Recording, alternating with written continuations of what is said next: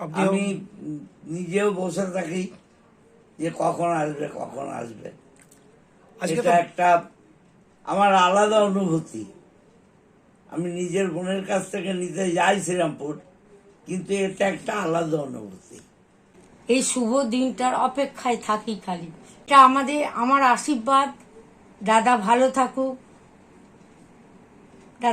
থাকুক, এই দিনটার অপেক্ষায় থাকি আমি। This channel does not promote any violent, harmful, or illegal activities. All content provided by this channel is meant for an educational purpose only.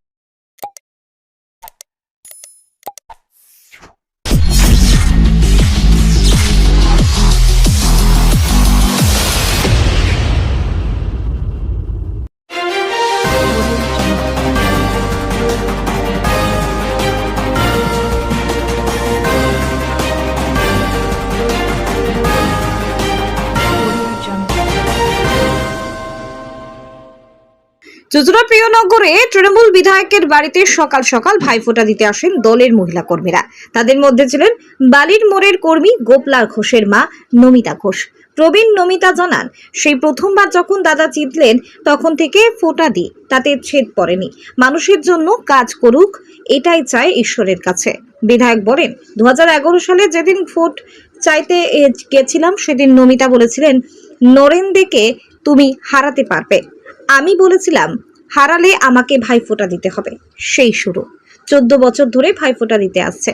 আমি প্রতি বছর তার অপেক্ষায় বসে থাকি। রবিতা দি ফোঁটা দিলে তারপর আমি শ্রীরামপুরে আমার বোনের কাছে ফোঁটা নিতে যাই। আমি চাই ও সুস্থ থাকুক, বছর বছর ভাইফোঁটা দিতে।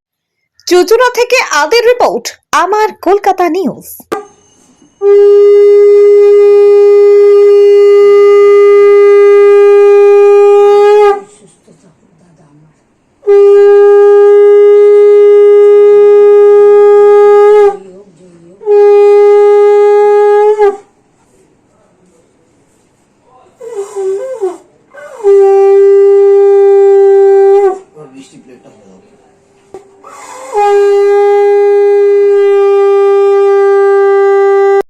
সুস্থ থাকুক,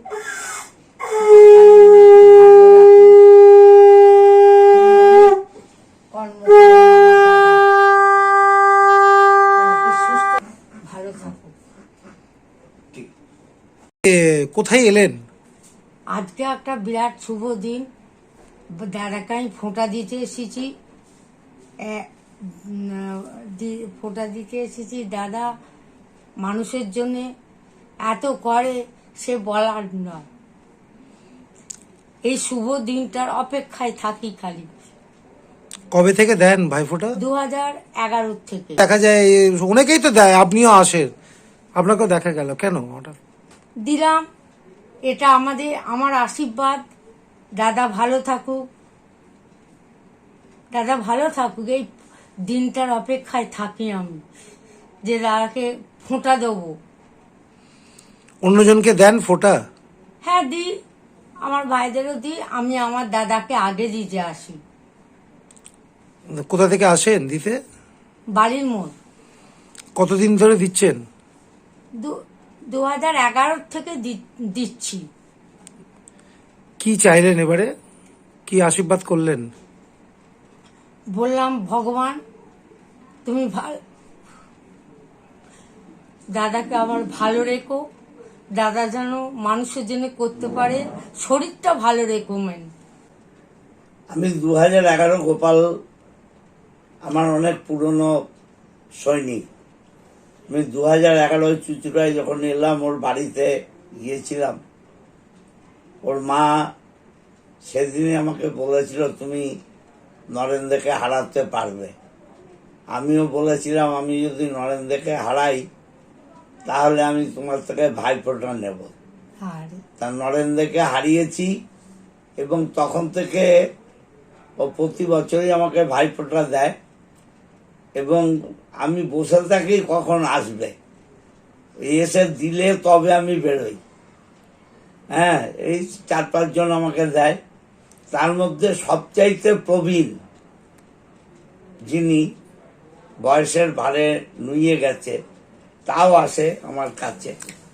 এবং এই সারা বছর একে পাবেন না, এই ভাইফোঁটার দিনই আসবে। এক অদ্ভুত ব্যাপার। আপনি আমি নিজেও বসে থাকি যে কখন আসবে কখন আসবে। আজকে এটা তো একটা আমার আলাদা অনুভূতি।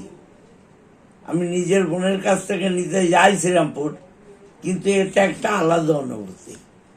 আজকে ভাইফোঁটা এরকম একজন প্রবীণ ব্যক্তি বলছে 2011 সাল থেকে আমি দিয়ে আসি, আপনার সুস্থতা আরোগ্যতা কামনা করে জানালো।